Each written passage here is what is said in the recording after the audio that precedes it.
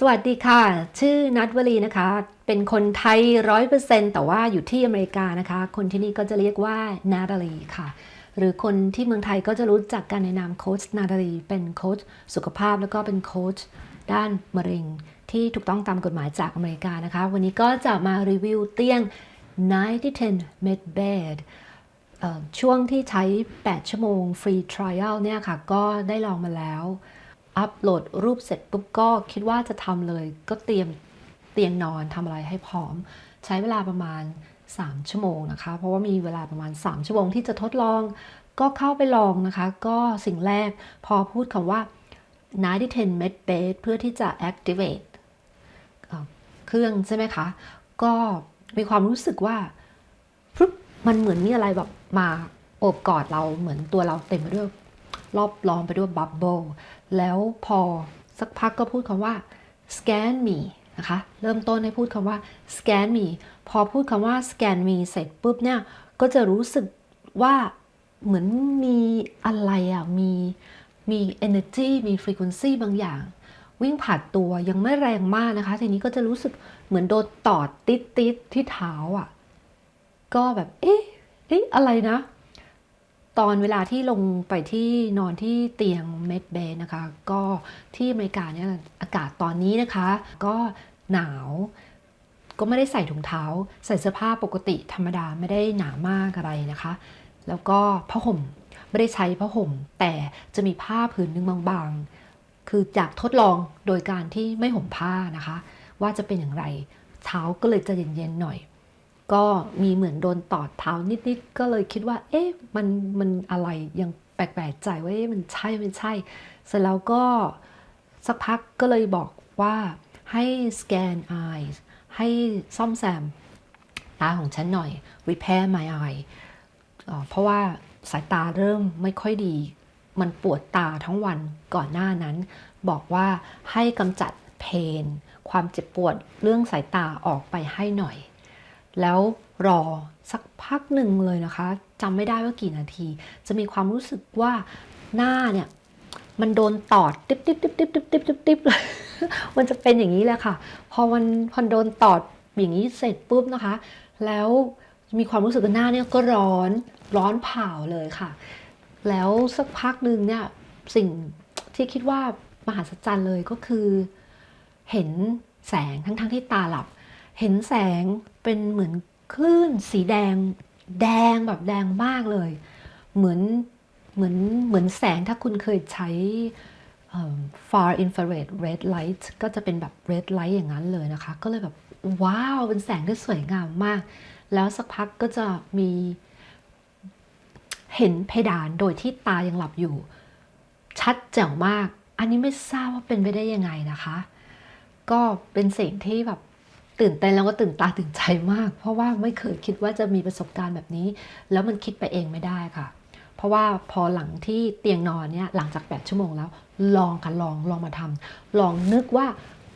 ให้ลองเห็นภาพเป็นสีแดงสิมันก็ไม่เห็นจะนึกยังไงก็นึกไม่เห็นจะมองข้ามทะลุให้เห็นเพดานก็ไม่เห็นคิดเองไม่ได้ค่ะทีนี้พอเรื่องตรงตาใช่ไหมคะก็เจ็บหัวไหล่หน่อยเพราะว่าเคยไหล่ติดมาก่อนก็บอกให้ซ่อมหัวไหล่ให้หน่อยบอกรักษาให้หน่อยให้กำจัด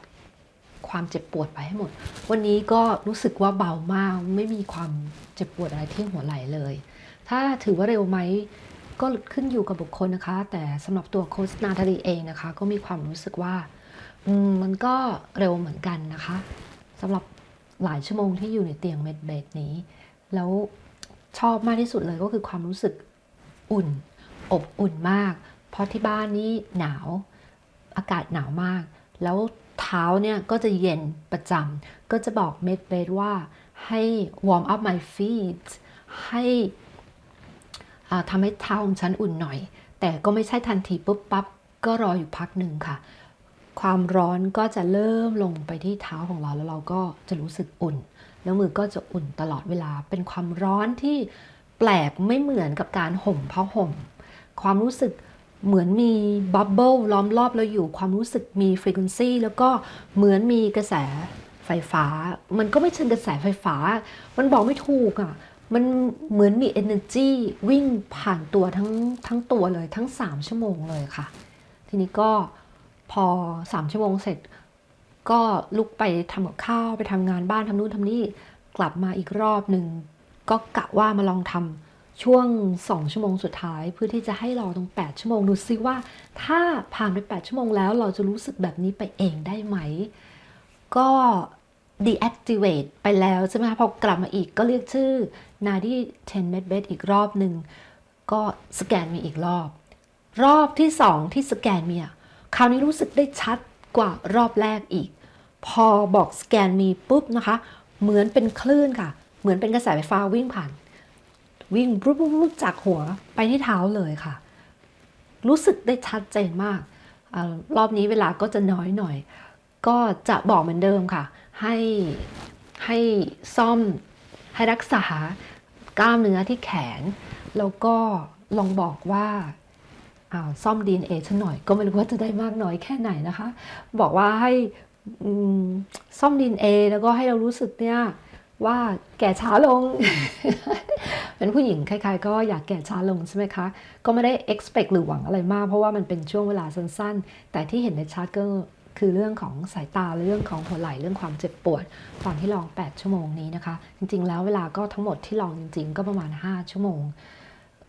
สิ่งหนึ่งนะคะที่เห็นได้ชัดเจนเลยนะคะเห็นผลได้อย่างดีเลยก็คือมี energy อย่างมากเลยหลังจากที่ทดลองใช้90-10 Medbed เนี่ย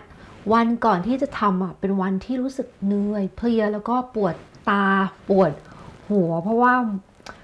เรื่องสายตามันเริ่มไม่ค่อยดีแล้วก็เหนื่อยเพราะว่าทำงานดึก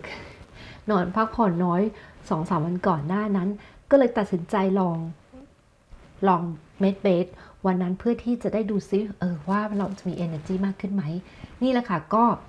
มันทำให้เรามีพลังงานมากขึ้นเพราะว่าเราได้รับ energy จาก frequency จาก quantum field เนี่ยมันจะทำให้เรามีพลังมากขึ้นอันนี้ก็ทำให้คนที่ไม่ค่อยมีแรงเหนื่อยเนี่ยก็จะทำให้มีแรงแล้วก็สดชื่นขึ้นอันนี้เห็นได้ชัดเลยนะคะเพราะว่าวันที่ทำเสร็จตื่นนอนนะวันรุ่งขึ้นมานะคะก็รู้สึกว่าว้าวแบบทำงานตั้งแต่เช้าตื่นตั้งแต่เช้าแล้วก็วันนั้นจะต้องมีงานทำ Facebook Live สดก็อยู่ทั้งวันทำอะไรหลายอย่างโดยที่ไม่รู้สึกเหนื่อยแล้วก็ไม่ได้โดบอะไรเลยนะคะก็ชอบตรงนี้ด้วยค่ะเรื่อง energy ทำให้เรามีพลังงานได้ทั้งวันเลยค่ะก็เนี่ยค่ะก็อยากจะมาแชร์แล้วก็มารีวิวความรู้สึกแล้วก็ประสบการณ์ที่ได้ด้วยตัวเองค่ะก็ขอให้เพื่อนๆลองดูนะคะสวัสดีค่ะ